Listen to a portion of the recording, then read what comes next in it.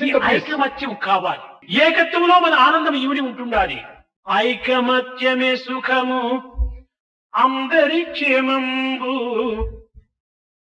ఎంత కార్యమైన నెగ్గవచ్చు.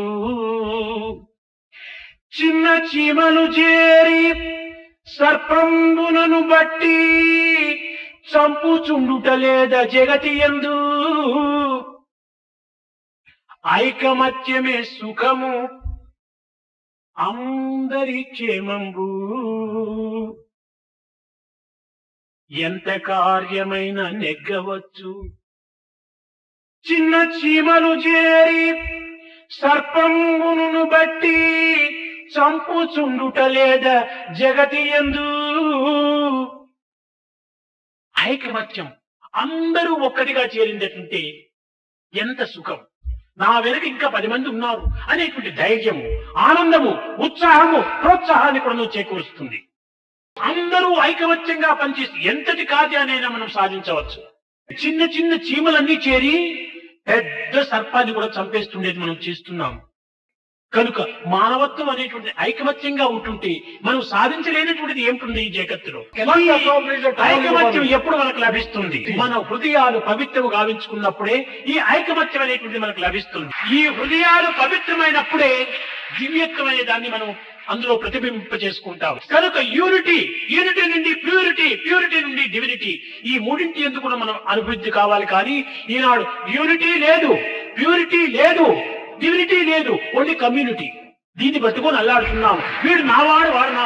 ఇదా మనం సాధించవలసినటువంటి ఈ తుచ్చమైనటువంటి యొక్క ఈ తుచ్చ భావాన్ని దూరం చేసి యూనిటీ, మనం అందరూ ఒక దైవం బిడ్డలము. మన అందరి యందు ఉన్నటువంటి దైవం ఒక్కడే. ఏ జాతి, మతము, కులము, భేదము, వర్ణము అనేటువంటి దాన్ని దూరము నెట్టి అందరూ ఒక అన్నతమ్ముడు వలె, ఒక ఆత్మస్వరూపుడు వలె మెలగినప్పుడే ఇదే మానవత్వము, ఆనాడే దేశము నిత్య కళ్యాణంగా రూపొందుతుంది. కనుక ఈ సంకుచితమైనటువంటి భావాలను మనం నెట్టివేయాలి. అందరినీ ప్రేమిస్తూ పోవాలి. అంటే ఏమి? ఏదో వికారమైనటువంటి ప్రేమలో పోయి మరి ప్రమాదాలు తెచ్చుకోకూడదు. అనగా ద్వేషము లేకుండా చూసుకోవాలి. అద్వేష్ట సర్వభూతానాం. ఈ విధమైనటువంటి యొక్క ప్రేమతత్వాన్ని మనం పెంచుకోవాలి. అప్పుడే మన యొక్క జీవితము, మన యొక్క దైవత్వము, దివ్యత్వము ఏకత్వంగా మారిపోయి ఆనందాన్ని చేకూరుస్తుంది. ప్రేమ స్వరూపులారా, దైవం ఒక్కడే గురువు. ఆ గురువు ఎవరు? అది నీవే. ఆ గురుత్వం అనేటువంటి దైవత్వం నీలోనే ఉంటుంది. నీవెక్కడో బయట ప్రపంచంలో వెతకడానికి ప్రయత్నిస్తున్నావు. కనుక బ్రహ్మ, విష్ణు, మహేశ్వర స్వరూపులు నీ యొక్క గుణములే. కనుక నిన్ను హతం చేసేది కానీ, పోషించేది కానీ, రక్షించేది మన గుణములే. మన ప్రవర్తనను సక్రమైనటువంటి మార్గంలో పెట్టుకున్నప్పుడు అదే మనకు రక్షిస్తుంది. అదే విష్ణుత్వంగా మారిపోతుంది. పాపమనగ వేరు పరదేశము లేదు, తాను చేయు పనుల తగిలియుండు. పాపము దేవుడు అనేటువంటి ప్రత్యేకంగా ఎక్కడో లేదు. మనం చేసేటువంటి పనులు ఏంది, మన సంకల్పములు ఏంది, అవి ఆయా స్వరూపాన్ని ధరిస్తూ వస్తున్నాయి. అలాంటి తత్వాన్ని మనం గొప్పగా విశ్వసించాలి. నా మంచికి, నా చెడ్డకి నా ప్రవర్తనే కారణము. నా అధపతనములకు కానీ, నా అభివృద్ధికి కానీ నా గుణములే కారణము.